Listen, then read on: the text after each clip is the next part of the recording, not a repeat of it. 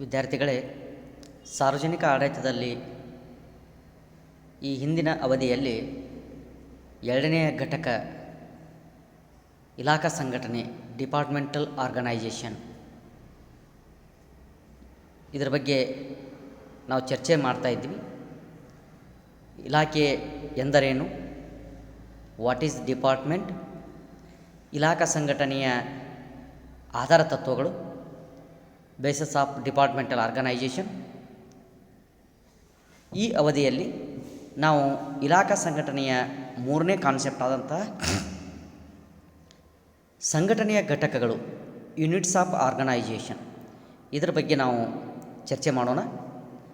ಈ ಸಂಘಟನೆಯ ಘಟಕಗಳ ಬಗ್ಗೆ ನಾವು ಚರ್ಚೆ ಮಾಡಬೇಕಾಗಿತ್ತು ಅಂದರೆ ಮೊದಲಿಗೆ ಅದರ ಪೀಠಿಕೆ ಬಗ್ಗೆ ನಾವು ಅಧ್ಯಯನ ಮಾಡಬೇಕು. ಘಟಕದ ಅರ್ಥ, meaning of the term unit, ಸಂಘಟನೆಯ ಘಟಕಗಳು, ಯೂನಿಟ್ಸ್ ಆಫ್ ಆರ್ಗನೈಜೇಷನ್. ಆ ಸಂಘಟನೆಯ ಘಟಕಗಳನ್ನು ನಾವು ಮೂರು ಪ್ರಕಾರಗಳಾಗಿ ವಿಭಾಗ ಮಾಡ್ತೀವಿ. ಕಾರ್ಯನಿರ್ವಾಹಕ ವರ್ಗ ಅಥವಾ ಘಟಕ ಅಂತ ಹೇಳ್ತೀವಿ. ಮೊದಲೇದ್ದು ಲೈನ್ ಏಜೆನ್ಸೀಸ್, ಸಲಹಾ ವರ್ಗ ಅಥವಾ ಘಟಕಗಳು, ಸ್ಟಾಫ್ ಏಜೆನ್ಸೀಸ್. ಮೂರು ಸಹಾಯಕ ವರ್ಗ, ಆಕ್ಸಿಲಿಯರಿ ಏಜೆನ್ಸೀಸ್. ಸಲಹಾ ವರ್ಗದಲ್ಲಿ ಅದರ ಪ್ರಕಾರಗಳ ಬಗ್ಗೆ ನಾವು ಅಧ್ಯಯನ ಮಾಡ್ತೀವಿ, ಕೈಂಡ್ಸ್ ಆಫ್ ಸ್ಟಾಫ್ ಏಜೆನ್ಸೀಸ್. ನಂತರ ವ್ಯತ್ಯಾಸಗಳು, ಡಿಫ್ರೆನ್ಸಸ್.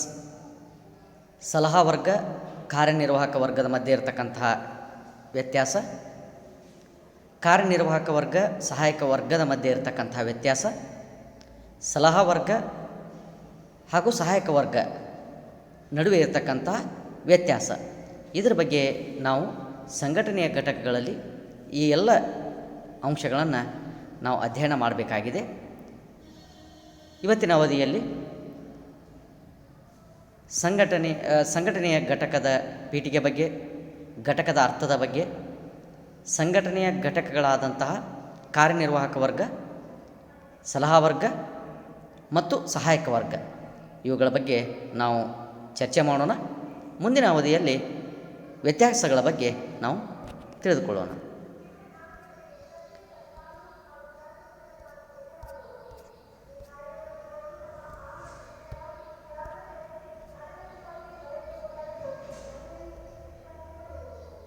ಸಂಘಟನೆಯ ಘಟಕಗಳು, ಯೂನಿಟ್ಸ್ ಆಫ್ ಆರ್ಗನೈಜೇಷನ್. ಸರ್ಕಾರದ ಸಾಂಪ್ರದಾಯಿಕ ಆಡಳಿತ ಘಟಕಗಳೆಂದರೆ ಇಲಾಖೆಗಳು.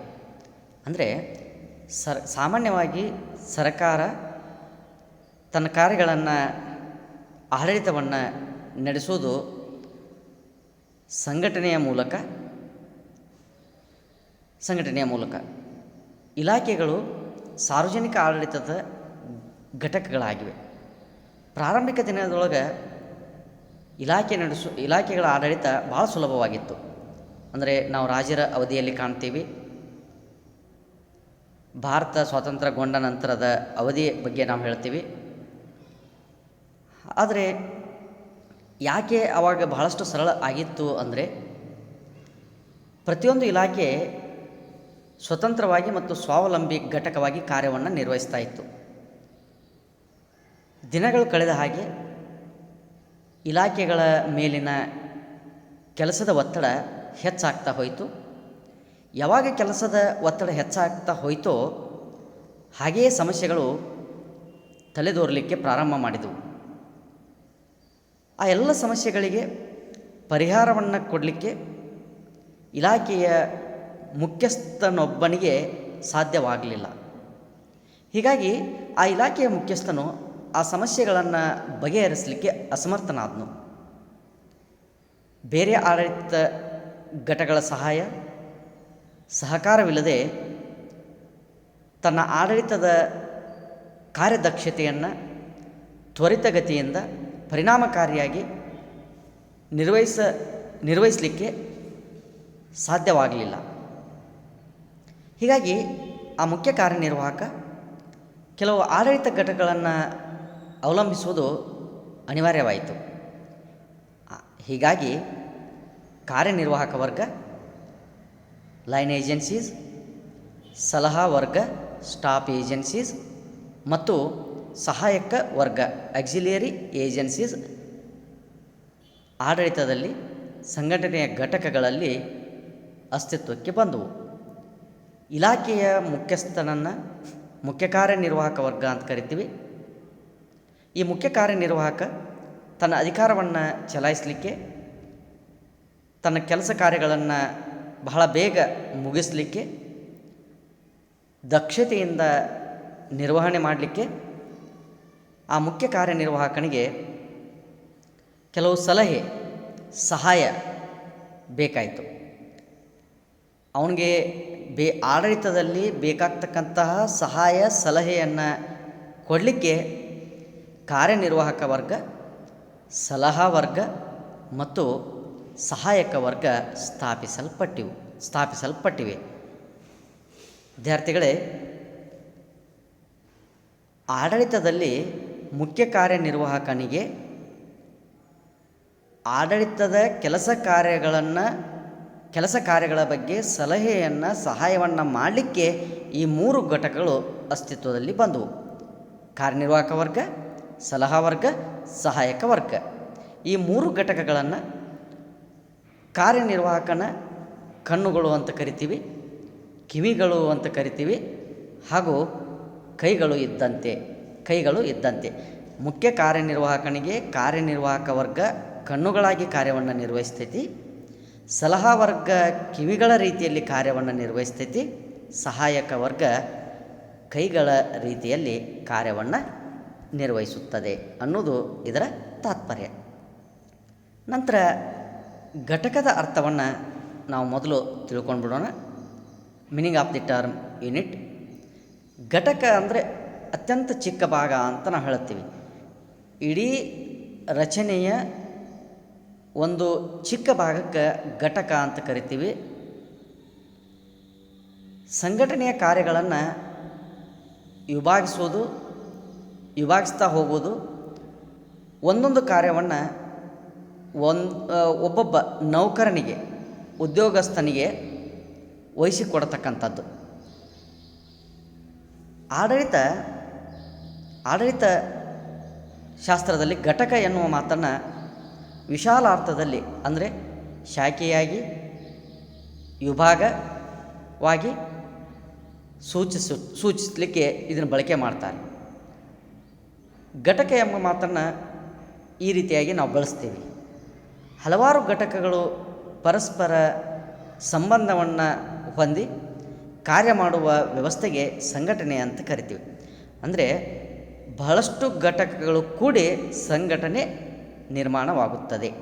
ಸಂಘಟನೆ ಯಾವುದರಿಂದ ನಿರ್ಮಾಣ ಆಗುತ್ತೈತಿ ಅಂದರೆ ಘಟಕಗಳಿಂದ, ಹಲವಾರು ಘಟಕಗಳಿಂದ ಸಂಘಟನೆ ನಿರ್ಮಾಣ ಆಗ್ತಕ್ಕಂಥದ್ದು. ಆಡಳಿತದ ಸಣ್ಣ ಭಾಗಕ್ಕೂ ಹಾಗೂ ದೊಡ್ಡ ಭಾಗಕ್ಕೂ ಘಟಕ ಅಂತ ತಿಳ್ಕೊಂಡು ನಾವು ಕರಿತೀವಿ. ಉದಾಹರಣೆಗಾಗಿ ಶಿಕ್ಷಣ ಇಲಾಖೆ ಒಂದು ದೊಡ್ಡದಾದಂತಹ ಸಂಘಟನೆ. ಈ ದೊಡ್ಡದಾದಂತಹ ಸಂಘಟನೆ, ಈ ಶಿಕ್ಷಣ ಇಲಾಖೆ ವಿಶ್ವವಿದ್ಯಾಲಯಗಳು, ಕಾಲೇಜುಗಳು ದೊಡ್ಡ ಘಟಕಗಳಾಗಿರೋದನ್ನು ನಾವು ಕಾಣ್ತೀವಿ. ಅದೇ ರೀತಿ ಮಾಧ್ಯಮಿಕ ಶಾಲೆ, ಪ್ರಾಥಮಿಕ ಶಿಕ್ಷಣ ಸಣ್ಣ ಘಟಕಗಳಾಗಿ ಕಾರ್ಯವನ್ನು ನಿರ್ವಹಿಸ್ತಾ ಇದ್ದಾವೆ. ಆ ಶಿಕ್ಷಣ ಇಲಾಖೆಯ ದೊಡ್ಡದಾದಂಥ ಶಿಕ್ಷಣ ಇಲಾಖೆಯ ಸಂಘಟನೆಯ ದೊಡ್ಡ ಘಟಕ ಹಾಗೂ ಸಣ್ಣ ಘಟಕ. ದೊಡ್ಡ ಘಟಕ ಯಾವುದು ಅಂದರೆ ವಿಶ್ವವಿದ್ಯಾನಿಲಯಗಳು, ಕಾಲೇಜುಗಳು, ಆ ಶಿಕ್ಷಣ ಇಲಾಖೆಯ ದೊಡ್ಡ ಸಂಘಟನೆಯ. ಸಣ್ಣ ಘಟಕಗಳು ಯಾವುವು ಅಂದರೆ ಮಾಧ್ಯಮಿಕ ಹಾಗೂ ಪ್ರಾಥಮಿಕ. ಕೆಲಸದ ಸ್ವರೂಪದ ಆಧಾರದ ಮೇಲೆ ಅನುಕೂಲಕ್ಕೆ ತಕ್ಕಂತೆ ಆಡಳಿತವನ್ನು ಹಲವಾರು ಘಟಕಗಳಾಗಿ ವಿಭಾಗ ಮಾಡಲಾಯಿತು. ಅವು ನಿರ್ವಹಿಸ್ತಕ್ಕಂತಹ ಕಾರ್ಯ ಮತ್ತು ಸಂಬಂಧಗಳ ಆಧಾರದ ಮೇಲಿಂದ ಆಡಳಿತ ಘಟಕಗಳನ್ನು ನಾವು ಈ ಕೆಳಗಿನಂತೆ ವಿಂಗಡಣೆ ಮಾಡ್ತೀವಿ. ಸಂಘಟನೆಯ ಘಟಕಗಳು, ಅವುಗಳನ್ನು ಮುಖ್ಯವಾಗಿ 2 ಪ್ರಕಾರಗಳಾಗಿ ವಿಭಾಗ ಮಾಡ್ತೀವಿ. ಸಲಹಾ ಘಟಕಗಳು ಅಂತ ಕರಿತೀವಿ, ಸ್ಟಾಫ್ ಏಜೆನ್ಸೀಸ್. ಇನ್ನೊಂದು ಕಾರ್ಯನಿರ್ವಾಹಕ ಘಟಕಗಳು, ಲೈನ್ ಏಜೆನ್ಸೀಸ್. ಆ ಸಲಹಾ ಘಟಕಗಳನ್ನು ಮತ್ತು ಕಾರ್ಯನಿರ್ವಾಹಕ ಘಟಕಗಳನ್ನು ಮತ್ತೆ ಈ ರೀತಿಯಾಗಿ ವಿಭಾಗ ಮಾಡ್ತೀವಿ. ಸಾಮಾನ್ಯ ಸಲಹಾ ಘಟಕಗಳು, ತಾಂತ್ರಿಕ ಸಲಹಾ ಘಟಕಗಳು, ಸಹಾಯಕ ಘಟಕಗಳು. ಇಲಾಖೆಗಳನ್ನು ನಾವು ಸಹ ವಿಭಾಗ ಅಂತ ಹೊಡಿತೀವಿ. ಡಿವಿಷನ್ನುಗಳು ಅಂತ ಹೇಳ್ತೀವಿ, ಶಾಖೆಗಳು ಅಂತ ಹೇಳ್ತೀವಿ, ಭಾಗಗಳು ಅಂತ ಹೇಳ್ತೀವಿ. ವಿವಿಧ ಜಾಗೆಗಳು ಅಂತಲೂ ಅದನ್ನು ಕರಿತೀವಿ. ಸರ್ಕಾರಿ ಕಾರ್ಪೊರೇಷನ್ಗಳು, ಸ್ವತಂತ್ರ ನಿಯಂತ್ರಕ ಆಯೋಗಗಳು ಸಾರ್ವಜನಿಕ ಆಡಳಿತದಲ್ಲಿ ಧೋರಣೆಗಳನ್ನು ಆಚರಣೆಯಲ್ಲಿ ತರಲಿಕ್ಕೆ, ಆಡಳಿತದಲ್ಲಿ ನಿರ್ಣಯವನ್ನು ತೆಗೆದುಕೊಳ್ಳಲಿಕ್ಕೆ, ಮೇಲ್ವಿಚಾರಣೆಯನ್ನು ಮಾಡಲಿಕ್ಕೆ ಮತ್ತು ನಿಯಂತ್ರಣವನ್ನು ಹೊಂದಲಿಕ್ಕೆ ಆ ಕೆಲಸವನ್ನು ಮಾಡ್ತಕ್ಕಂಥ ಸಿಬ್ಬಂದಿ ಅವರಿಗೆ ಕಾರ್ಯನಿರ್ವಾಹಕ ವರ್ಗ ಅಂತ ಕರೀತಾರೆ. ಮುಖ್ಯ ಕಾರ್ಯನಿರ್ವಾಹಕನಿಗೆ ಅವನ ಕೆಲಸದಲ್ಲಿ ಸಲಹೆಯನ್ನು ಕೊಡಲಿಕ್ಕೆ, ಸಹಾಯವನ್ನು ನೀಡಲಿಕ್ಕೆ, ಸಲಹೆಯನ್ನು ಕೊಡ್ತಕ್ಕಂಥ, ಸಹಾಯವನ್ನು ನೀಡತಕ್ಕಂಥ ಸಿಬ್ಬಂದಿಗೆ ಸಲಹಾ ವರ್ಗ ಹಾಗೂ ಸಹಾಯಕ ವರ್ಗ ಅಂತ ಕರಿತೀವಿ. ಹಾಗಾದರೆ ಒಂದೊಂದು ವರ್ಗದ ಬಗ್ಗೆ ನಾವು ಈ ರೀತಿಯಾಗಿ ಅಲ್ಲೇ ನೋಡಬಹುದು. ಅದರಲ್ಲಿ ಮೊದಲೇದ್ದು ಕಾರ್ಯನಿರ್ವಾಹಕ ವರ್ಗ ಅಥವಾ ಘಟಕ. ವರ್ಗ ಅಂತಂದ್ರೂ ಒಂದೇ, ಘಟಕ ಅಂತಂದ್ರೂ ಒಂದೇ. ಲೈನ್ ಏಜೆನ್ಸೀಸ್, LINE, ಲೈನ್ ಅಂತಕ್ಕಂತಹ ಈ ಪದವನ್ನು ಸೈನ್ಯದಲ್ಲಿ ಉಪಯೋಗ ಮಾಡ್ತಾರೆ. ಹೀಗಾಗಿ ಸೈನಿಕ ಸಂಘಟನೆಯಿಂದ ಈ ಪದವನ್ನು ತೆಗೆದುಕೊಳ್ಳಲಾಗಿದೆ. ಸೈನ್ಯದೊಳಗೆ ಲೈನ್ ಅಂದರೆ ಆಜ್ಞೆ ಅನ್ನುವ ಅರ್ಥವನ್ನು ಸೂಚಿಸುತ್ತದೆ. ಮುಖ್ಯ ಸೇನಾಪತಿಯಿಂದ ಹಿಡಿದು ಕಟ್ಟಕಡೆಯ ಸೈನಿಕನವರೆಗೆ ಸೈನ್ಯದಲ್ಲಿ ಕೆಲಸವನ್ನು ಮಾಡ್ತಕ್ಕಂತಹ ಉನ್ನತ ಅಧಿಕಾರಿ ಇರ್ಬೋದು, ಅವರ ಕೆಳಗಿನ ಸೈನಿಕರಿರಬಹುದು. ಇವರೆಲ್ಲರೂ ಇರುವ ಅಧಿಕಾರ ಮತ್ತು ಆಜ್ಞೆಗೆ ಸಂಬಂಧಪಟ್ಟಿರ್ತಕ್ಕಂಥದ್ದು. ಈ ಶಬ್ದ ನಂತರ ಸಾರ್ವಜನಿಕ ಆಡಳಿತದಲ್ಲಿ ಬಳಕೆಯಲ್ಲಿ ಬಂತು.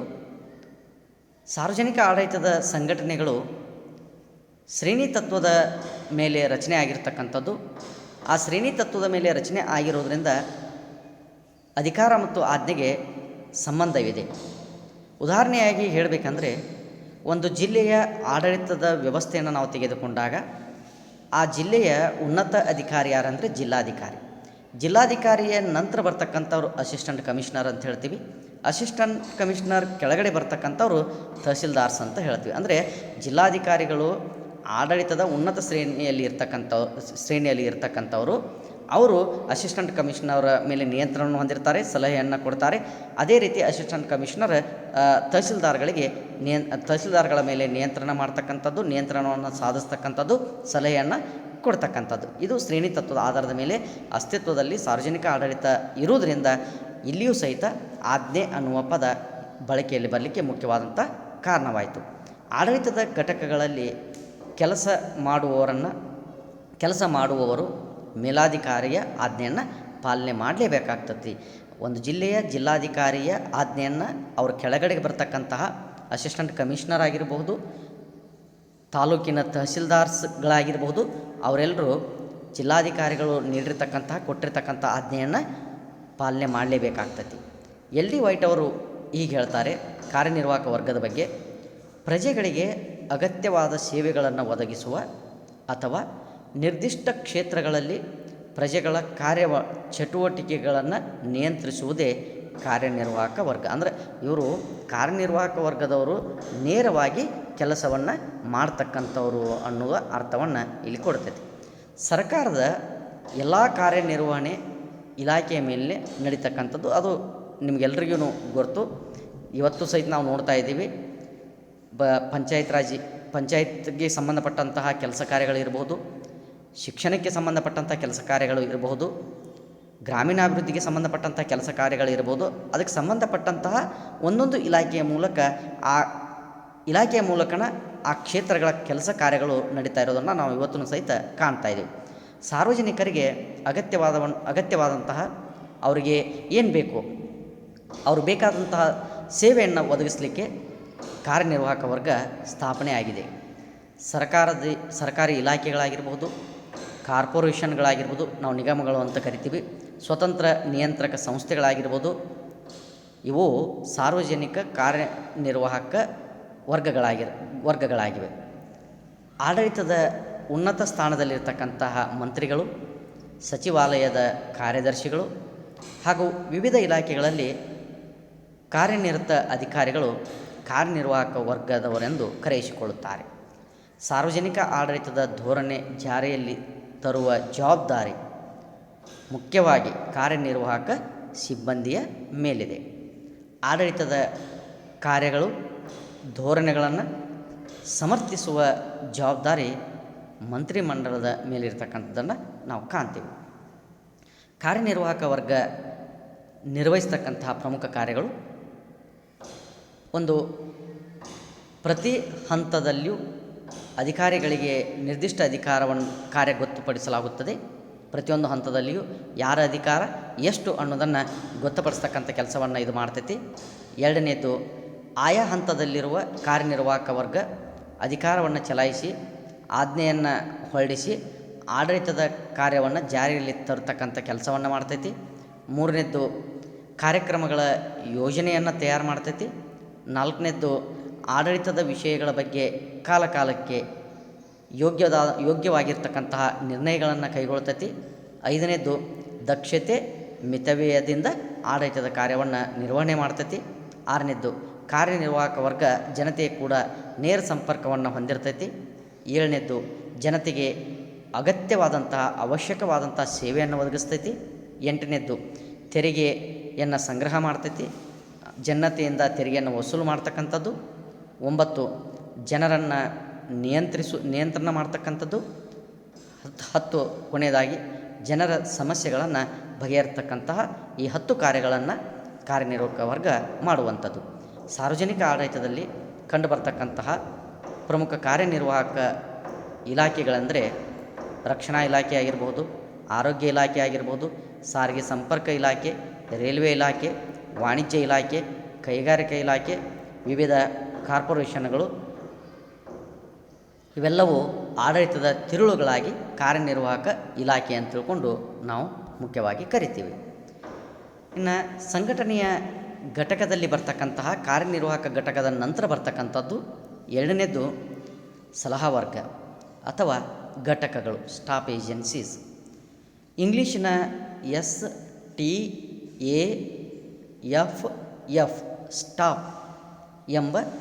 ಸ್ಟಾಪ್ ಎಂಬ ಇಂಗ್ಲೀಷ್ ಪದ ಏನು ಅರ್ಥ ಕೊಡ್ತೈತೆ ಅಂದರೆ, ನಡೆಯುವಾಗ ಆ ನಡೀತಕ್ಕಂಥವನಿಗೆ ಆಧಾರವಾಗಿ ಬಳಸ್ತಕ್ಕಂತಹ ಕೋಲು ಅನ್ನುವ ಅರ್ಥವನ್ನು ಕೊಡ್ತೈತಿ.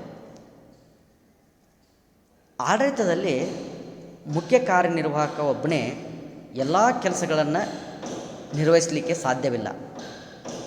ಆತನಿಗೆ ಸಮಯೋಚಿತವಾಗಿರ್ತಕ್ಕಂತಹ ಯೋಗ್ಯವಾಗಿರ್ತಕ್ಕಂತಹ ಸಲಹೆಗಳನ್ನು, ಅಗತ್ಯವಾದ ಮಾಹಿತಿಗಳನ್ನು ಒದಗಿಸಲಿಕ್ಕೆ ಸಲಹಾ ವರ್ಗ ಆಡಳಿತದಲ್ಲಿ ಅಸ್ತಿತ್ವಕ್ಕೆ ಬಂದಿರುವಂಥದ್ದು.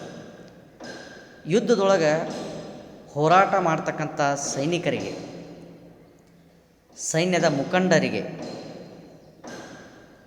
ಅವರು ಯುದ್ಧ ಮಾಡಬೇಕಾದ್ರೆ ಕೆಲವು ಸಾಧನಗಳು ಬೇಕಾಗ್ತವೆ, ಸಲಕರಣೆಗಳು ಬೇಕಾಗ್ತವೆ, ಅವರಿಗೆ ಆಹಾರ ಬೇಕು, ಇನ್ನಿತರ ಸೌಲಭ್ಯಗಳು ಅವರಿಗೆ ಬೇಕು. ಇವೆಲ್ಲವುಗಳನ್ನು ಒದಗಿಸ್ತಕ್ಕಂಥ ಅವಶ್ಯಕತೆ ಇದೆ. ಇವುಗಳನ್ನು ಯಾರು ಒದಗಿಸ್ತಾರೆ ಅಂದರೆ ಸಹಾಯಕ ವರ್ಗ ಒದಗಿಸುತ್ತದೆ. ಸಾರ್ವಜನಿಕ ಆಡಳಿತದಲ್ಲಿ ಸಲಹಾ ವರ್ಗ ಹಾಗೂ ಸಹಾಯಕ ವರ್ಗ ಅತ್ಯಂತ ಅವಶ್ಯಕವಾಗಿರುವಂಥವುಗಳು. ಮುಖ್ಯ ಕಾರ್ಯನಿರ್ವಾಹಕ ಎಷ್ಟೇ ಸಮರ್ಥನಿರಬಹುದು, ಸೂಕ್ತ ನಿರ್ಣಯ ತೆಗೆದುಕೊಳ್ಳಬೇಕಾದ್ರೆ ಅವನಿಗೆ ಕೆಲವು ಅಂಕಿಅಂಶಗಳು ಬೇಕಾಗ್ತವೆ. ಸಮಸ್ಯೆಯ ಆಳದ ಅರಿವು, ಜ್ಞಾನ ಅವನಿಗೆ ಇರಬೇಕಾಗ್ತೈತಿ. ಆ ಸಮಸ್ಯೆಗೆ ಸಂಬಂಧಿಸಿದ ಮಾಹಿತಿ ಕೊಡಲಿಕ್ಕೆ ಸಲಹಾ ವರ್ಗ ಬೇಕೇ ಬೇಕು. ಹೆಸರೇ ಸೂಚಿಸುವಂತೆ ಸಲಹೆಗಳನ್ನು ನೀಡುವುದೇ ಸಲಹಾ ವರ್ಗದ ಮುಖ್ಯ ಕಾರ್ಯವಾಗಿದೆ. ಆಡಳಿತದ ಮುಖ್ಯಸ್ಥನಿಗೆ ಸಲಹೆ ಕೊಡುವ ಪೂರ್ವದೊಳಗೆ ಆ ಸಲಹೆ ಕೊಡ್ತಕ್ಕಂಥ ಪೂರ್ವದಲ್ಲಿ ಆ ಸಮಸ್ಯೆಗೆ ಮಾಹಿತಿಯನ್ನು ಕಲೆ ಹಾಕ್ತಕ್ಕಂಥ ಕೆಲಸವನ್ನು ಸಲಹಾ ವರ್ಗ ನಿರ್ವಹಿಸುತ್ತದೆ. ಸಾರ್ವಜನಿಕ ಆಡಳಿತದ ಪ್ರಮುಖ ಲೇಖಕ ಆಲ್ಫಿನ್ ಬ್ರೌನ್ ಸಲಹಾ ವರ್ಗ ಕುರಿತು ಈ ರೀತಿ ಹೇಳ್ತಾರೆ: ಪ್ರತಿಯೊಂದು ಸಂಘಟನೆಯಲ್ಲಿ 2 ತೆರನಾದ ಆಡಳಿತ ಅಂಗಗಳನ್ನು ಕಾಣುತ್ತೇವೆ. ಮೊದಲನೆಯದು ಸಂಸ್ಥೆಯ ಉದ್ದೇಶವನ್ನು ಈಡೇರಿಸುವ ಜವಾಬ್ದಾರಿ ಹೊತ್ತಿರುವ ಕಾರ್ಯನಿರ್ವಾಹಕ ವರ್ಗ. ಎರಡನೆಯದು ಯೋಜನೆ ಸಿದ್ಧಪಡಿಸಿ ಅಗತ್ಯ ಸಲಹೆ ನೀಡುವ ಸಹಾಯಕ ವರ್ಗ. ಅಂದರೆ ಕಾರ್ಯನಿರ್ವಾಹಕ ವರ್ಗದವರಿಗೆ ಸಲಹಾ ವರ್ಗ ಮತ್ತು ಸಹಾಯಕ ವರ್ಗ ಎಷ್ಟರ ಮಟ್ಟಿಗೆ ಪ್ರಭಾವಯುತವಾಗಿ ಕಾರ್ಯವನ್ನು ನಿರ್ವಹಿಸಲಿಕ್ಕೆ ಇವೆರಡೂ ಬೇಕು ಅನ್ನೋದನ್ನು ಆಲ್ಫಿನ್ ಬ್ರೌನ್ ತಮ್ಮ ಈ ಹೇಳಿಕೆ ಮೂಲಕ ಅಲ್ಲಿ ಸ್ಪಷ್ಟಪಡಿಸಿದ್ದಾರೆ. ಇನ್ನೊಬ್ಬ ಪ್ರಮುಖ ಲೇಖಕ ಪ್ರೊಫೆಸರ್ ಮುನಿ ಅವರು ಹೀಗೆ ಹೇಳ್ತಾರೆ, ಕಾರ್ಯನಿರ್ವಾಹಕ ಘಟಕಕ್ಕೆ ಸಲಹಾ ವರ್ಗ ಮತ್ತು ಸಹಾಯಕ ವರ್ಗಗಳು ಹೆಚ್ಚಿನ ಕಣ್ಣುಗಳು, ಕಿವಿಗಳು ಮತ್ತು ಕೈಗಳು ಇದ್ದಂತೆ ಅಂತ ಹೇಳ್ತಾರೆ. ಸಲಹಾ ವರ್ಗ ನೀಡ್ತಕ್ಕಂಥ ಸಲಹೆ ಗೌಪ್ಯವಾಗಿರ್ತೈತಿ, ತೆರೆಮರೆಯ ಹಿಂದಿನ ಕಾರ್ಯ ಅಂತ ನಾವು ಹೇಳ್ತೀವಿ. ಯಾಕೆಂದರೆ ನಾವು ಪ್ರಾರಂಭದಲ್ಲಿನ ಸಲಹಾ ವರ್ಗದ ಬಗ್ಗೆ ಹೇಳಿದ ಹಾಗೆ ನಡೀತಕ್ಕಂತಹ ವ್ಯಕ್ತಿಗೆ ಊರುಗೋಲು, ಆ ಕೋಲು ಅವನಿಗೆ ನಡಿಲಿಕ್ಕೆ ಸಹಾಯ ಮಾಡ್ತೈತಿ ಹೊರತು ಆ ಕೋಲೆ ನಡೆಯೋದಿಲ್ಲ ಅನ್ನೋದನ್ನು ನಾವು ಪರಿಗಣಿಸಬೇಕಾಗ್ತೈತಿ. ಅಂದರೆ ಇಲ್ಲೇ ಕಾರ್ಯನಿರ್ವಾಹಕ ವರ್ಗವೇ ಹೆಚ್ಚು ಅಧಿಕಾರಯುತವಾಗಿರ್ತಕ್ಕಂಥದ್ದು ಅನ್ನೋದನ್ನು ನಾವು ಮುಖ್ಯವಾಗಿ ಅಲ್ಲಿ ತಿಳ್ಕೊಳ್ಬೇಕಾಗ್ತೈತಿ. ಸಲಹಾ ವರ್ಗ ನಿರ್ಣಯಗಳನ್ನು ತೆಗೆದುಕೊಳ್ಳುವುದಿಲ್ಲ. ನಿರ್ಣಯಗಳನ್ನು ತೆಗೆದುಕೊಳ್ತಕ್ಕಂಥ ಅಧಿಕಾರ ಇರುವುದು ಕಾರ್ಯನಿರ್ವಾಹಕ ವರ್ಗಕ್ಕೆ. ಆ ನಿರ್ಣಯವನ್ನು ಕಾರ್ಯನಿರ್ವಾಹಕ ವರ್ಗ ತೆಗೆದುಕೊಳ್ಳಲಿಕ್ಕೆ ಬೇಕಾಗ್ತಕ್ಕಂತಹ ಸಲಹೆಗಳನ್ನು, ಅಂಕಿ ಸಂಖ್ಯೆಗಳನ್ನು, ಮಾಹಿತಿಗಳನ್ನು ಕೊಡ್ತಕ್ಕಂಥ ಕೆಲಸ ಸಲಹಾ ವರ್ಗ ನಿರ್ವಹಿಸ್ತಕ್ಕಂಥದ್ದು. ಆಡಳಿತದ ಯಶಸ್ಸು ಅಥವಾ ಅಪಯಶಸ್ಸು ಈ ವರ್ಗದ ಕಾರ್ಯವನ್ನು ಅವಲಂಬಿಸಿದೆ. ಆಡಳಿತಕ್ಕೆ ಕೆಟ್ಟ ಹೆಸರು ಬಂತಂದ್ರೆ ಅದು ನೇರವಾಗಿ ಸಲಹಾ ವರ್ಗಕ್ಕೆ ಹೋಗುವಂಥದ್ದು. ಆಡಳಿತಕ್ಕೆ ಒಳ್ಳೆಯ ಹೆಸರು ಬಂತು ಅಂದ್ರೆ ಅದು ನೇರವಾಗಿ ಸಲಹಾ ವರ್ಗಕ್ಕೆ ಹೋಗ್ತಕ್ಕಂಥದ್ದು. ಅಂದರೆ ಸಲಹಾ ವರ್ಗ ನಿರ್ವಹಿಸುವ ಕೆಲಸಕ್ಕೆ ಅನುಗುಣವಾಗಿ ಆ ಕಾರ್ಯನಿರ್ವಾಹಕ ವರ್ಗದ ದಕ್ಷತೆ, ಕಾರ್ಯನಿರ್ವಾಹಕ ವರ್ಗದ ಆಡಳಿತದ ದಕ್ಷತೆ ಅವಲಂಬನೆ ಆಗಿರ್ತಕ್ಕಂಥದ್ದು. ಹೀಗಾಗಿ ಇದು ಆಡಳಿತಕ್ಕೆ ತಳಪಾಯವಾಗಿದೆ ಅಂತ ಹೇಳ್ತೀವಿ. ಕ್ಯಾಬಿನೆಟ್ ಸಚಿವಾಲಯ, ಕ್ಯಾಬಿನೆಟ್ ಸಮಿತಿಗಳು, ಯೋಜನಾ ಆಯೋಗ, ಪ್ರಧಾನಮಂತ್ರಿಯ ಕಚೇರಿ, ಜಾಗರೂಕ ದಳಗಳು, ವಿಚಾರಣಾ ಆಯೋಗ ಇವು ಸಲಹಾ ವರ್ಗದ ಉತ್ತಮ ಉದಾಹರಣೆಗಳಾಗಿವೆ. ಸಲಹಾ ವರ್ಗದ ಪ್ರಕಾರಗಳು, kinds of staff agencies. Professor Pfiffner ಅವರ ಪ್ರಕಾರ ಸಲಹಾ ವರ್ಗವನ್ನು 3 ಪ್ರಕಾರಗಳಾಗಿ ವಿಭಾಗ ಮಾಡ್ತಾರೆ. 1 ಸಾಮಾನ್ಯ ಸಲಹಾ ವರ್ಗ, 2 ತಾಂತ್ರಿಕ ಸಲಹಾ ವರ್ಗ, 3 ಅನುಷಂಗಿಕ ಅಥವಾ ಸಹಾಯಕ ವರ್ಗ. ವಿದ್ಯಾರ್ಥಿಗಳೇ, ಸಂಘಟನೆಯ ಘಟಕಗಳನ್ನು ನಾವು 3 ಪ್ರಕಾರಗಳಾಗಿ ವಿಭಾಗ ಮಾಡಿದ್ವಿ ಪ್ರಾರಂಭದಲ್ಲಿಯೇ. ಕಾರ್ಯನಿರ್ವಾಹಕ ವರ್ಗ, ಲೈನ್ ಏಜೆನ್ಸೀಸ್, ಸಲಹಾ ವರ್ಗ, ಸ್ಟಾಫ್ ಏಜೆನ್ಸೀಸ್, ಸಹಾಯಕ ವರ್ಗ, ಆಕ್ಸಿಲಿಯರಿ ಏಜೆನ್ಸೀಸ್. ಸಹಾಯಕ ವರ್ಗ ಸಲಹಾ ವರ್ಗದ ಒಂದು ಪ್ರಕಾರವಾಗಿ ಕಾರ್ಯವನ್ನು ನಿರ್ವಹಿಸುತ್ತದೆ. ಹೀಗಾಗಿ ನಾವು ಸಹಾಯಕ ವರ್ಗವನ್ನು ಪ್ರತ್ಯೇಕವಾಗಿ ಅಧ್ಯಯನ ಮಾಡುವುದಿಲ್ಲ. ಸಲಹಾ ವರ್ಗದ ಪ್ರಕಾರಗಳನ್ನು ಈಗೇನು ನಾವು ಅಧ್ಯಯನ ಮಾಡ್ತಾ ಇದ್ದೀವಿ, ಇದರಲ್ಲಿಯೇ 3ನೇ ಪ್ರಕಾರ ಆಗಿರ್ತಕ್ಕಂಥ ಸಹಾಯಕ ವರ್ಗವನ್ನು ನಾವು ಅಲ್ಲಿ ತಿಳ್ಕೊಳ್ತೀವಿ. ಹಾಗಾದರೆ ಒಂದೊಂದು ಪ್ರಕಾರಗಳನ್ನು ನಾವು ತಿಳ್ಕೊಳ್ತಾ ಹೋಗೋಣ. ಅದರಲ್ಲಿ ಮೊದಲೇ ಪ್ರಕಾರ ಸಾಮಾನ್ಯ ಸಲಹಾ ವರ್ಗ, ಜನರಲ್ ಸ್ಟಾಫ್ ಏಜೆನ್ಸೀಸ್. ಆಡಳಿತದ ನೀತಿಗಳನ್ನು, ಧೋರಣೆಗಳನ್ನು ರಚಿಸ್ತಕ್ಕಂಥ ಕಾರ್ಯದೊಳಗೆ ಮುಖ್ಯ ಕಾರ್ಯನಿರ್ವಾಹಕನ ಜೊತೆಗೆ ಭಾಗವಹಿಸಿ ಕಾರ್ಯ ಮಾಡ್ತಕ್ಕಂತಹ ಸಿಬ್ಬಂದಿ ವರ್ಗವನ್ನು ಸಾಮಾನ್ಯ ಸಲಹಾ ವರ್ಗ ಅಂತ ನಾವು ಕರಿತೀವಿ. ಅಂದರೆ ಮುಖ್ಯ ಕಾರ್ಯನಿರ್ವಾಹಕ ಯಾವುದಾದ್ರೂ ಯೋಜನೆಗಳನ್ನು, ಯಾವುದಾದ್ರೂ ನೀತಿಗಳನ್ನು, ಧೋರಣೆಗಳನ್ನು ಜಾರಿಗೆ ತರಬೇಕಾಗಿತ್ತು ಅಂದ್ರೆ ಜಾರಿಗೆ ತರೋಕ್ಕಿಂತಲೂ ಮುಂಚಿತವಾಗಿ ಆ ಧೋರಣೆಯನ್ನು ರಚಿಸಬೇಕಾಗ್ತೈತಿ, ಆ ನೀತಿಯನ್ನು ರಚಿಸಬೇಕಾಗ್ತೈತಿ. ಇಂತಹ ಕೆಲಸದೊಳಗೆ ಸಾಮಾನ್ಯ ಸಲಹಾ ವರ್ಗ ಮುಖ್ಯ ಕಾರ್ಯನಿರ್ವಾಹಕನ ಜೊತೆಗೆ ಭಾಗಿಯಾಗುವಂಥದ್ದು. ಇವರು ಆಡಳಿತದ ಯೋಜನೆಯನ್ನು ರೂಪಿಸಲಿಕ್ಕೆ ಹಾಗೂ ನಿರ್ಣಯವನ್ನು ತೆಗೆದುಕೊಳ್ಳಲಿಕ್ಕೆ ಮುಖ್ಯ ಕಾರ್ಯನಿರ್ವಾಹಕನಿಗೆ ಸಲಹೆಯನ್ನು ನೀಡ್ತಾರೆ. ಆಡಳಿತದ ಕಾರ್ಯ ದಕ್ಷತೆಯಿಂದ ನಿರ್ವಹಿಸಲಿಕ್ಕೆ ಮುಖ್ಯ ಕಾರ್ಯನಿರ್ವಾಹಕ ಸಾಮಾನ್ಯ ಸಲಹಾ ಸಿಬ್ಬಂದಿ ಅವ್ರಿಗೆ ಬೇಕೇ ಬೇಕು. ಆಡಳಿತದೊಳಗೆ ದಕ್ಷತೆ ಬರಬೇಕಾಗಿತ್ತು ಅಂದರೆ, ಆಡಳಿತದ ಕಾರ್ಯ ದಕ್ಷತೆಯಿಂದ ನಿರ್ವಹಿಸಬೇಕಾಗಿತ್ತು ಅಂದರೆ ಮುಖ್ಯ ಕಾರ್ಯನಿರ್ವಾಹಕನಿಗೆ ಸಾಮಾನ್ಯ ಸಲಹಾ ವರ್ಗದ ಸಹಾಯ ಬೇಕೇ ಬೇಕು. ಉದಾಹರಣೆಗಾಗಿ ಕೇಂದ್ರ ಮತ್ತು ರಾಜ್ಯಗಳಲ್ಲಿ ಮಂತ್ರಿಮಂಡಲದ ಸಚಿವಾಲಯ, ಯೋಜನಾ ಆಯೋಗ, ಸಾಮಾನ್ಯ ಸಲಹಾ ವರ್ಗಕ್ಕೆ ಉತ್ತಮ ಉದಾಹರಣೆಗಳು. ಎರಡನೇ ಪ್ರಕಾರ ತಾಂತ್ರಿಕ ಸಲಹಾ ವರ್ಗ, ಟೆಕ್ನಿಕಲ್ ಸ್ಟಾಫ್. ಮುಖ್ಯ ಕಾರ್ಯನಿರ್ವಾಹಕನಿಗೆ ತಾಂತ್ರಿಕ ವಿಷಯಗಳಿಗೆ ಸಂಬಂಧಪಟ್ಟ ಹಾಗೆ ಸಲಹೆಯನ್ನು ನೀಡ್ತಕ್ಕಂಥ ಸಿಬ್ಬಂದಿ ವರ್ಗಕ್ಕೆ ತಾಂತ್ರಿಕ ಸಲಹಾ ವರ್ಗ ಅಂತ ಕರಿತೀವಿ. ತಾಂತ್ರಿಕ ಸಲಹಾ ವರ್ಗ ವಿಶಿಷ್ಟ ಸ್ವರೂಪದ ಸಿಬ್ಬಂದಿ ವರ್ಗವನ್ನು ಹೊಂದಿರುತ್ತದೆ. ಅಂದರೆ ಒಂದು ವಿಶೇಷವಾದಂತಹ ಒಂದು ನಿರ್ದಿಷ್ಟವಾದಂಥ ಕೆಲಸದೊಳಗೆ ಕೌಶಲ್ಯತೆಯನ್ನು ಹೊಂದಿರತಕ್ಕಂತಹ ವರ್ಗ ಅಲ್ಲಿ ತಾಂತ್ರಿಕ ಸಲಹಾ ವರ್ಗ ಅಂತ ಹೇಳ್ತೀವಿ. ಪ್ರಾವೀಣ್ಯತೆ ಮತ್ತು ಕೌಶಲ್ಯತೆಯನ್ನು ಅಳವಡಿಸಿಕೊಂಡು ನಿರ್ವಹಿಸ್ತಕ್ಕಂತಹ ವರ್ಗಕ್ಕೆ ನಾವು ತಾಂತ್ರಿಕ ಸಲಹಾ ವರ್ಗ ಅಂತ ಕರಿತೀವಿ. ಇದು ಆರ್ಥಿಕ ತಜ್ಞರನ್ನು, ಇಂಜಿನಿಯರ್ಗಳನ್ನು, ವೈದ್ಯರನ್ನು, ವಿಜ್ಞಾನಿಗಳನ್ನು, ವಾಸ್ತುಶಿಲ್ಪಿಗಳನ್ನು, ಕಾಯ್ದೆ ಪಂಡಿತರನ್ನು ಈ ತಾಂತ್ರಿಕ ಸಲಹಾ ವರ್ಗ ಮುಖ್ಯವಾಗಿ ಒಳಗೊಂಡಿರುತ್ತದೆ. ಇವರು ಕೆಲಸ ಏನು, ಇವರು ಏಕೆ ಬೇಕು? ಇಂದಿನ ಆಡಳಿತ ಬಹಳ ಕ್ಲಿಷ್ಟವಾಗಿರ್ತಕ್ಕಂಥದ್ದು. ಆಡಳಿತದಲ್ಲಿ ವಿಜ್ಞಾನ ತಂತ್ರಜ್ಞಾನದ ಬಳಕೆ ಹೆಚ್ಚು ಆಗ್ತಾ ಇರೋದನ್ನು ನಾವು ಕಾಣ್ತಾ ಇದ್ದೀವಿ. ಹೀಗಾಗಿ ಮುಖ್ಯ ಕಾರ್ಯನಿರ್ವಾಹಕನಿಗೆ ತಾಂತ್ರಿಕ ಜ್ಞಾನದ ಕೊರತೆ ಇರಬಹುದು, ತಾಂತ್ರಿಕ ಜ್ಞಾನದ ಕೊರತೆ ಇರುವುದಿಲ್ಲ. ಹೀಗಾಗಿ ತಾಂತ್ರಿಕ ಸಲಹಾ ವರ್ಗ ಮುಖ್ಯ ಕಾರ್ಯನಿರ್ವಾಹಕನಿಗೆ ತಾಂತ್ರಿಕ ವಿಷಯಕ್ಕೆ ಸಂಬಂಧಪಟ್ಟ ಹಾಗೆ ಕೆಲಸವನ್ನು ಇದು ನಿರ್ವಹಿಸ್ತಕ್ಕಂಥದ್ದು, ಅವನ ಜೊತೆಗೆ ಕಾರ್ಯವನ್ನು ಮಾಡ್ತಕ್ಕಂಥದ್ದು. ಆಡಳಿತದಲ್ಲಿಯ ಅನೇಕ ತಾಂತ್ರಿಕ ವಿಷಯಗಳ ಬಗ್ಗೆ ಮುಖ್ಯ ಕಾರ್ಯನಿರ್ವಾಹಕನಿಗೆ ಈ ತಾಂತ್ರಿಕ ಸಲಹಾ ವರ್ಗ ಸಲಹೆಯನ್ನು ನೀಡ್ತೈತಿ. ಮೂರನೇದ್ದು ಅನುಷಂಗಿಕ ಘಟಕಗಳು ಅಥವಾ ಸಹಾಯಕ ವರ್ಗ, ಆಕ್ಸಿಲಿಯರಿ ಸ್ಟಾಫ್. ವಿದ್ಯಾರ್ಥಿಗಳೇ, ಸಹಾಯಕ ವರ್ಗವನ್ನು ಇನ್ನೊಂದು ಹೆಸರಿನಿಂದ ಕರಿತೀವಿ, ಅದು ಅನುಷಂಗಿಕ ಘಟಕ. ಅದಕ್ಕೆ ಇಲ್ಲೇ ಕನ್ಫ್ಯೂಷನ್ ಮಾಡ್ಕೊಳ್ಬೇಡ್ರಿ. ಅನುಷಂಗಿಕ ಘಟಕ ಅಂದರೂ ಒಂದೇ, ಸಹಾಯಕ ಘಟಕ ಅಥವಾ ವರ್ಗ ಅಂದರೂ ಒಂದೇ. ಈ ಅನುಷಂಗಿಕ ಘಟಕ ಅಥವಾ ಸಹಾಯಕ ಘಟಕ ಕಾರ್ಯನಿರ್ವಾಹಕ ಘಟಕಕ್ಕೆ ಸಹಾಯ ಮಾಡ್ತಕ್ಕಂಥದ್ದು. ಆಡಳಿತದ ನೀತಿಗಳನ್ನು ಕಾರ್ಯಗತಗೊಳಿಸುವುದರಲ್ಲಿ ಸಹಾಯಕ ವರ್ಗದ ಪಾತ್ರ ಅತ್ಯಂತ ಪ್ರಮುಖವಾಗಿದೆ. ಬಹುಕಾಲದವರೆಗೂ ಭಾಳ ಹಿಂದೆ ಆಡಳಿತ ಇಲಾಖೆಗಳು ತಮ್ಮ ಮೂಲ ಆಡಳಿತದ ಕಾರ್ಯಗಳ ಜೊತೆಗೆ ಇನ್ನಿತರ ಕಾರ್ಯಗಳನ್ನು ತಾವೇ ನಿರ್ವಹಿಸ್ತಾ ಇದ್ದು. ಅಂದರೆ ಶಿಕ್ಷಣ ಇಲಾಖೆಗೆ ಏನು ಬೇಕು? ಕಟ್ಟಡ ಬೇಕು, ಕಾಲೇಜ್ ಬೇಕು. ಆ ಕಾಲೇಜ್ ನಡಿಬೇಕಾದರೆ ಕಟ್ಟಡ ಬೇಕು, ಕಾಲೇಜ್ಗೆ ಅದರದೇ ಆದಂಥ ಒಂದು ಕಟ್ಟಡ ಬೇಕು. ಆ ಕಟ್ಟಡದಲ್ಲಿ ಕೆಲಸವನ್ನು ನಿರ್ವಹಿಸಲಿಕ್ಕೆ ಸಿಬ್ಬಂದಿ ವರ್ಗದವರು ಬೇಕು. ಅವ್ರನ್ನ ಕಚೇರಿ ಸಿಬ್ಬಂದಿ ಅಂತ ಹೇಳ್ತೀವಿ, ಉಪನ್ಯಾಸಕರು ಅಂತ ಹೇಳ್ತೀವಿ.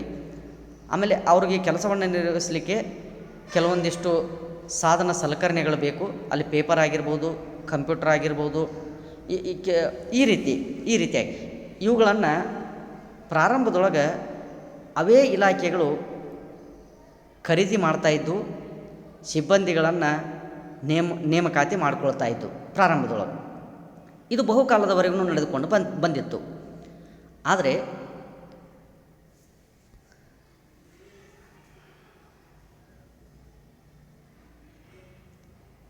ರಾಜ್ಯದ ಕಾರ್ಯಕ್ಷೇತ್ರ, ಕಾರ್ಯವ್ಯಾಪ್ತಿ, ಜನಸಂಖ್ಯೆ ಹೆಚ್ಚಳವಾದಂತೆ ಇಲಾಖೆಯ ಕಾರ್ಯನೂ ಸಹಿತ ಹೆಚ್ಚಾಗ್ತಾ ಹೋಯಿತು. ಕಾರ್ಯವಿಭಜನೆ, ಕೆಲಸದ ಕೌಶಲ್ಯತೆ ಹೆಚ್ಚು ಪ್ರಾಮುಖ್ಯತೆಯನ್ನು ಕೊಡಲಾಯಿತು. ಹೀಗಾಗಿ ಪ್ರತ್ಯೇಕ ವರ್ಗ ಸ್ಥಾಪಿಸುವುದು ಅನಿವಾರ್ಯವಾಯಿತು. ಪ್ರತಿಯೊಂದು ಆಡಳಿತ ಇಲಾಖೆಗಳಿಗೆ ಬೇಕಾಗ್ತಕ್ಕಂತಹ ಕಾಗದ ಆಗಿರ್ಬೋದು, ವರದಿ ಮುದ್ರಿಸುವುದು, ಖರೀದಿಸುವುದು, ಲೆಕ್ಕಪತ್ರ ಇಡುವುದು, ಸಿಬ್ಬಂದಿ ನೇಮಕ, ವಸ್ತುಗಳನ್ನು ಖರೀದಿಸುವ ಕಾರ್ಯ ಮಾಡಲಿಕ್ಕೆ ಸಹಾಯಕ ವರ್ಗ ಅಥವಾ ಅನುಷಂಗಿಕ ವರ್ಗ ಅಸ್ತಿತ್ವದಲ್ಲಿ ಬಂದಿವೆ. ಪ್ರಾಥಮಿಕ ಕಾರ್ಯಗಳನ್ನು ಕಾರ್ಯನಿರ್ವಾಹಕ ವರ್ಗ ಹಾಗೂ ಸಲಹಾ ವರ್ಗ ನಿರ್ವಹಿಸ್ತಾವು. ಉದಾಹರಣೆಗಾಗಿ KPSC, Karnataka public service commission, ಸರ್ಕಾರದ ಎಲ್ಲ ಇಲಾಖೆಗಳಿಗೆ ಬೇಕಾಗ್ತಕ್ಕಂತಹ ಆಡಳಿತ ಸಿಬ್ಬಂದಿಯನ್ನು KPSC ನೇಮಕಾತಿ ಮಾಡ್ತಕ್ಕಂಥದ್ದು. ಸರ್ಕಾರಿ ಮುದ್ರಣಾಲಯ ಎಲ್ಲ ಇಲಾಖೆಗಳಿಗೆ ಬೇಕಾಗ್ತಕ್ಕಂತಹ ಕಾಗದ ಪತ್ರಗಳನ್ನು ಮುದ್ರಿಸಿಕೊಡ್ತೈತಿ. ಪ್ರತಿ ಇಲಾಖೆಗೆ ಆ ಇಲಾಖೆ ಕೆಲಸವನ್ನು ಮಾಡಲಿಕ್ಕೆ ದೈನಂದಿನ ಕಾರ್ಯಚಟುವಟಿಕೆಗೆ ಬೇಕಾಗ್ತಕ್ಕಂತಹ ಸಾಧನ ಸಲಕರಣೆಗಳನ್ನು ಪೂರೈಸ್ತಕ್ಕಂತಹ ಕೆಲಸ ಸಹಾಯಕ ವರ್ಗ ಮಾಡುತ್ತದೆ. ಹೀಗಾಗಿ ಪ್ರತಿಯೊಂದು ಇಲಾಖೆ ತಮ್ಮ ದೈನಂದಿನ ಕಾರ್ಯಚಟುವಟಿಕೆಗಳನ್ನು ನಿರ್ವಹಿಸಲು ಬೇಕಾಗ್ತಕ್ಕಂತಹ ಸಾಧನ ಸಲಕರಣೆಗಳನ್ನು ಪೂರೈಸ್ತಕ್ಕಂತಹ ಒದಗಿಸ್ತಕ್ಕಂತಹ ವರ್ಗಕ್ಕೆ ಸಹಾಯಕ ವರ್ಗ ಅಥವಾ ಆನುಷಂಗಿಕ ವರ್ಗ ಅಥವಾ ಘಟಕ ಅಂತ ತಿಳ್ಕೊಂಡು ಕರಿತೀವಿ. ಸಹಾಯಕ ವರ್ಗ ಪ್ರತಿಯೊಂದು ಇಲಾಖೆಯ ಬೇಡಿಕೆಯ ಪಟ್ಟಿಯನ್ನು ತಯಾರು ಮಾಡ್ತೈತಿ. ತನಗೆ ಆ ಕಾರ್ಯವನ್ನು ನಿರ್ವಹಿಸಲಿಕ್ಕೆ ಬೇಕಾದ ಸಲಕರಣೆಗಳ ಬೇಡಿಕೆಯ ಪಟ್ಟಿಯನ್ನು ಸರ್ಕಾರಕ್ಕೆ ಸಿದ್ಧಪಡಿಸಿ ಕೊಡ್ತೈತಿ. ಈ ವರ್ಗದೊಳಗೆ ಅಂದರೆ ಸಹಾಯಕ ವರ್ಗದಲ್ಲಿ ಸಾಕಷ್ಟು ನುರಿತ ಅನುಭವಿಕ ಆಡಳಿತಗಾರರು ಇರೋದರಿಂದ ಖರ್ಚು ಹೆಚ್ಚಾಗೋದಿಲ್ಲ. ಇಲ್ಲಿ ಮಿತವ್ಯತೆ ಸಾಧಿಸಲಿಕ್ಕೆ ಸಾಧ್ಯ ಆಗ್ತೈತಿ. ಎಲ್ಲ ಇಲಾಖೆಗಳಿಗೆ ಬೇಕಾಗ್ತಕ್ಕಂಥ ವಸ್ತುಗಳನ್ನು ದೊಡ್ಡ ಪ್ರಮಾಣದಲ್ಲಿ ಖರೀದಿಸುವುದರಿಂದ ಮಿತವ್ಯಯತೆ ಸಾಧಿಸಲಿಕ್ಕೆ ಸಾಧ್ಯವಾಗ್ತೈತಿ. ಕಾರ್ಯವನ್ನು ನಿರ್ದಿಷ್ಟ ಅವಧಿಯಲ್ಲಿ ಹಾಗೂ ದಕ್ಷತೆಯಿಂದ ಬಹುಬೇಗನೆ ನಿರ್ವಹಿಸಲಿಕ್ಕೂ ಸಹಿತ ಕಾರ್ಯನಿರ್ವಾಹಕ ವರ್ಗ ಅತ್ಯಂತ ಉಪಯುಕ್ತವಾಗಿರ್ತಕ್ಕಂಥದ್ದು.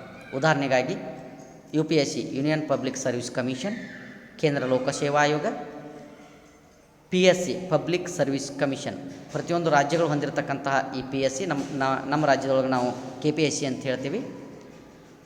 ಇವು ಈ ಎರಡೂ ಆಯೋಗಗಳು ಕೇಂದ್ರ ಸರ್ಕಾರಿ ನೌಕರರನ್ನು UPSC ನೇಮಕಾತಿ ಮಾಡ್ಕೊಳ್ತೈತಿ. ರಾಜ್ಯಗಳಿಗೆ ಬೇಕಾಗ್ತಕ್ಕಂತಹ ಸಿಬ್ಬಂದಿ ವರ್ಗ, ಆಡಳಿತ ಸಿಬ್ಬಂದಿ ವರ್ಗದವರನ್ನು ಎಲ್ಲ ಇಲಾಖೆಗಳಿಗೆ ನೇಮಕಾತಿ ಮಾಡ್ತಕ್ಕಂಥ ಕೆಲಸವನ್ನು ಪಬ್ಲಿಕ್ ಸರ್ವಿಸ್ ಕಮಿಷನ್, ಆಯಾ ರಾಜ್ಯಗಳ ಲೋಕಸೇವಾ ಆಯೋಗಗಳು ನಿರ್ವಹಿಸ್ತಕ್ಕಂಥದ್ದು. ಈ ವರ್ಗ ಸಹಾಯಕ ವರ್ಗ ಆಡಳಿತದ ಮುಖ್ಯಸ್ಥನಿಗೆ ಸಲಹೆಯನ್ನು ನೀಡುವುದಿಲ್ಲ. ಅವರ ಬೇಡಿಕೆಯನ್ನು ಮಾತ್ರ ಒದಗಿಸ್ತಕ್ಕಂಥದ್ದು ಹೊರತು ಅವರಿಗೆ ಆಡಳಿತಕ್ಕೆ ಸಂಬಂಧಪಟ್ಟ ಹಾಗೆ ಯಾವುದೇ ಸಲಹೆಯನ್ನು ನೀಡುವ ಕೆಲಸವನ್ನು ಸಹಾಯಕ ವರ್ಗ ಮಾಡೋದಿಲ್ಲ. ನಂತರ ಸಲಹಾ ಘಟಕ ನಿರ್ವಹಿಸ್ತಕ್ಕಂತಹ ಕಾರ್ಯಗಳು ಪ್ರೊಫೆಸರ್ ಮೂನಿಯವರು ಸಲಹಾ ವರ್ಗದ ಕಾರ್ಯಗಳನ್ನು 4 ಪ್ರಕಾರಗಳಾಗಿ ವಿಭಾಗ ಮಾಡ್ತಾರೆ. ಅದರಲ್ಲಿ ಮೊದಲೇದ್ದು ವಿಷಯ ಸಂಗ್ರಹಣೆ. ವಿಷಯ ಸಂಗ್ರಹಣೆ ಮಾಡುವುದು ಸಲಹಾ ವರ್ಗದ ಮೊದಲನೆಯ ಕೆಲಸ. ಮುಖ್ಯ ಕಾರ್ಯನಿರ್ವಾಹಕ ವರ್ಗ ಅಥವಾ ಮುಖ್ಯ ಕಾರ್ಯನಿರ್ವಾಹಕ ಅಧಿಕಾರಿ ನಿರ್ಣಯವನ್ನು ತೆಗೆದುಕೊಳ್ಳಲಿಕ್ಕೆ ಬೇಕಾಗ್ತಕ್ಕಂತಹ ಅಂಕಿ ಸಂಖ್ಯೆಯ ಮಾಹಿತಿಯನ್ನು ಒದಗಿಸ್ತಕ್ಕಂಥದ್ದು ಇದರ ಮೊದಲನೆಯ ಕೆಲಸ. ಸಮಸ್ಯೆಗೆ ಸಂಬಂಧಿಸಿದ ಸಂಗತಿ ಸಂಗ್ರಹಿಸಿ ಆ ಸಮಸ್ಯೆಯ ಬಗ್ಗೆ ಅಧ್ಯಯನ ಮಾಡಿ ಟಿಪ್ಪಣಿ ಮಾಡಿ ಅದಕ್ಕೆ ಪರಿಹಾರವನ್ನು ಅಂಕಿ ಸಂಖ್ಯೆಯ ಮೂಲಕ ಒದಗಿಸ್ತಕ್ಕಂಥ ಕೆಲಸವನ್ನು ಸಲಹಾ ಘಟಕ ಮಾಡ್ತಕ್ಕಂಥದ್ದು. ಎರಡನೇದು ಸಲಹೆ ನೀಡುವುದು. ಇದು ಅದನ್ನು ನಿರ್ವಹಿಸ್ತಕ್ಕಂಥ ಎರಡನೆಯ ಕೆಲಸ. ಮೊದಲನೇದು ವಿಷಯದ ಬಗ್ಗೆ ಸಂಗ್ರಹಣೆ ಮಾಡ್ತೈತಿ. ಆ ಸಂಗ್ರಹಿಸಿದ ವಿಷಯದ ಆಧಾರವನ್ನು ಇಟ್ಕೊಂಡು ಅದರ ಮೇಲೆ ಸಲಹಾ ವರ್ಗ ಮುಖ್ಯ ಕಾರ್ಯನಿರ್ವಾಹಕನಿಗೆ ಅವನು ಯಾವ ರೀತಿ ನಿರ್ಣಯವನ್ನು ತೆಗೆದುಕೊಳ್ಳಬೇಕು ಅನ್ನೋದ್ರ ಬಗ್ಗೆ ಸಲಹೆಯನ್ನು ನೀಡ್ತೈತಿ. ವಾಸ್ತವಿಕ ಸಂಗತಿ ಒದಗಿಸುವುದರ ಜೊತೆಗೆ ಸಮಸ್ಯೆಯ ಸ್ವರೂಪವನ್ನು ತಿಳಿಯಪಡಿಸುವುದು ಸಲಹಾ ವರ್ಗದ ಮುಖ್ಯವಾದಂತಹ ಕಾರಣ. ಯಾಕೆಂದರೆ ಸಲಹಾ ವರ್ಗ ಒಂದು ವೇಳೆ ಮುಖ್ಯ ಕಾರ್ಯನಿರ್ವಾಹಕನಿಗೆ ತಪ್ಪು ಅಂಕಿ ಸಂಖ್ಯೆಯನ್ನು ಕೊಟ್ಟುಬಿಟ್ರೆ ಮುಖ್ಯ ಕಾರ್ಯನಿರ್ವಾಹಕ ತಪ್ಪದಾಗಿ ತಪ್ಪು ನಿರ್ಣಯವನ್ನು ತೆಗೆದುಕೊಳ್ತಕ್ಕಂಥ ಹೆಚ್ಚು ಚಾನ್ಸಸ್ ಇರುತ್ತದೆ. ಹೀಗಾಗಿ ಸಲಹೆ ನೀಡುವುದು ಅದು ವಾಸ್ತವಿಕವಾಗಿ ಇರಬೇಕು ಅನ್ನೋದು ಎರಡನೆಯ ಕಾರ್ಯ. 3 ಮೇಲ್ವಿಚಾರಣೆ ಕಾರ್ಯ. ಮುಖ್ಯ ಕಾರ್ಯನಿರ್ವಾಹಕ ತೆಗೆದುಕೊಂಡ ನಿರ್ಣಯಕ್ಕೆ ಸಂಬಂಧಿಸಿದ ಆಡಳಿತ ವಿಭಾಗಕ್ಕೆ ಮುಟ್ಟಿಸ್ತಕ್ಕಂಥ ಕೆಲಸ ಸಲಹಾ ವರ್ಗ ಮಾಡ್ತೈತಿ. ಅವರು ಅದನ್ನು ಜಾರಿಗೆ ತರಲಿಕ್ಕೆ ನೋಡುವಂಥದ್ದು ಇದರ ಇನ್ನೊಂದು ಕೆಲಸ. ಸಲಹಾ ವರ್ಗದ ಧೋರಣೆ ಕಾರ್ಯಗತಗೊಳಿಸುವ ಸಿಬ್ಬಂದಿ ವರ್ಗದ ಮೇಲೆ ಮೇಲ್ವಿಚಾರಣೆ ಮಾಡುವುದರಲ್ಲಿ ಈ ವರ್ಗ ಪ್ರಮುಖವಾಗಿರ್ತಕ್ಕಂಥದ್ದು. ಹೀಗಾಗಿ ಕಾರ್ಯನಿರ್ವಾಹಕನಿಗೆ ಅದಕ್ಕೆ ಸಂಬಂಧಪಟ್ಟ ಹಾಗೆ ಸಹಾಯವನ್ನು ಸಲ್ಲಿಸುತ್ತದೆ. 4ನೇದು ಯೋಜನೆ. ಆಡಳಿತದ ಧೋರಣೆಗಳು ಜಾರಿಗೆ ಬರಬೇಕಾಗಿತ್ತಂದರೆ, ಕಾರ್ಯಗತಗೊಳ್ಳಬೇಕಾಗಿತ್ತಂದರೆ ಅದಕ್ಕೆ ಬೇಕಾಗ್ತಕ್ಕಂಥ ಕಾರ್ಯಗಳ ಯೋಜನೆಯನ್ನು ಸಿದ್ಧಪಡಿಸ್ತಕ್ಕಂಥದ್ದು ಸಲಹಾ ವರ್ಗ ಮಾಡ್ತಕ್ಕಂಥ ನಾಲ್ಕನೆಯ ಕಾರ್ಯ, ಅದು ಯೋಜನೆ. ಪ್ರೊಫೆಸರ್ ಎಲ್ ಡಿ ವೈಟ್ ಅವರು ಸಲಹಾ ವರ್ಗದ ಕಾರ್ಯಗಳನ್ನು ಈ ರೀತಿಯಾಗಿ ವಿಭಾಗಿಸ್ತಾರೆ. ಒಂದು, ಅಗತ್ಯವಾದ ಯೋಗ್ಯ ಮಾಹಿತಿ ವಿವರವಾಗಿ ಮತ್ತು ಸರಿಯಾಗಿ ಒದಗಿಸುವುದು ಮುಖ್ಯ ಕಾರ್ಯನಿರ್ವಾಹಕನಿಗೆ. ಎರಡನೇದ್ದು, ಕಾರ್ಯಕ್ರಮಗಳ ತಯಾರಿಕೆಯ ಕಾರ್ಯದಲ್ಲಿ ಸಹಾಯ ಸಲ್ಲಿಸುವುದು. 3, ಮುಖ್ಯ ಕಾರ್ಯನಿರ್ವಾಹಕ ತೆಗೆದುಕೊಳ್ಳಬೇಕಾದ ನಿರ್ಣಯಕ್ಕೆ ಸಂಬಂಧಿಸಿದ ಮಾಹಿತಿಯನ್ನು ಕಲ್ಪಿಸಿಕೊಡೋದು. ಆ ಮಾಹಿತಿ ತಪ್ಪಾಗಿರಬಾರ್ದು, ವಾಸ್ತವಿಕತೆಯಿಂದ ಕೂಡಿರಬೇಕು. 4, ವಿಳಂಬ ಆಗದಂತೆ ನೋಡಿಕೊಳ್ಳುವುದು. 5, ಆಡಳಿತದ ಬಗ್ಗೆ ಮುಖ್ಯ ಕಾರ್ಯನಿರ್ವಾಹಕನ ಗಮನಕ್ಕೆ ತರುವುದು. 6, ಮುಖ್ಯ ಕಾರ್ಯನಿರ್ವಾಹಕನ ಗಮನಕ್ಕೆ ಅವಶ್ಯಕ ಜವಾಬ್ದಾರಿಗಳನ್ನು ತರ್ತಕ್ಕಂಥ ಕೆಲಸವನ್ನು ಸಲಹಾ ವರ್ಗ ನೆರವೇರಿಸುತ್ತದೆ.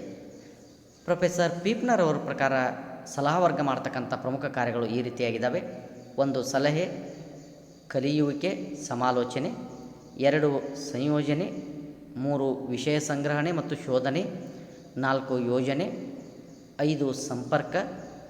6, ಕಾರ್ಯನಿರ್ವಾಹಕ ವರ್ಗದವರಿಗೆ ಸಹಾಯ ಸಲ್ಲಿಸುವುದು. 7, ಕೆಲವೊಮ್ಮೆ ಕಾರ್ಯನಿರ್ವಾಹಕ ವರ್ಗ ಮಾಡಿದ ಅಧಿಕಾರವನ್ನು ಚಲಾಯಿಸ್ತಕ್ಕಂಥದ್ದು. ಕೆಲವೊಮ್ಮೆ ಕಾರ್ಯನಿರ್ವಾಹಕ ವರ್ಗ ಸಲಹಾ ವರ್ಗಕ್ಕೆ ಏನಾದರೂ ಅಧಿಕಾರವನ್ನು ನಿಯೋಗ ಮಾಡಿದರೆ ಆ ಅಧಿಕಾರವನ್ನು ಸಲಹಾ ವರ್ಗ ಚಲಾಯಿಸ್ತಕ್ಕಂಥದ್ದು. ಇದು ಪೀಪ್ನರ್ ಅವರ ಪ್ರಕಾರ ಅದು ನಿರ್ವಹಿಸ್ತಕ್ಕಂಥ ಪ್ರಮುಖ 7 ಕಾರ್ಯಗಳು. ವಿದ್ಯಾರ್ಥಿಗಳಿಗೆ ಇಷ್ಟು ಸಾಕು. ಇನ್ನು ಮುಂದಿನ ಅವಧಿಯಲ್ಲಿ ಇದಕ್ಕೆ ಸಂಬಂಧಪಟ್ಟಂತಹ ಕೊನೆಯ ಅಂಶ ವ್ಯತ್ಯಾಸಗಳ ಬಗ್ಗೆ ನಾವು ಚರ್ಚೆ ಮಾಡೋಣ.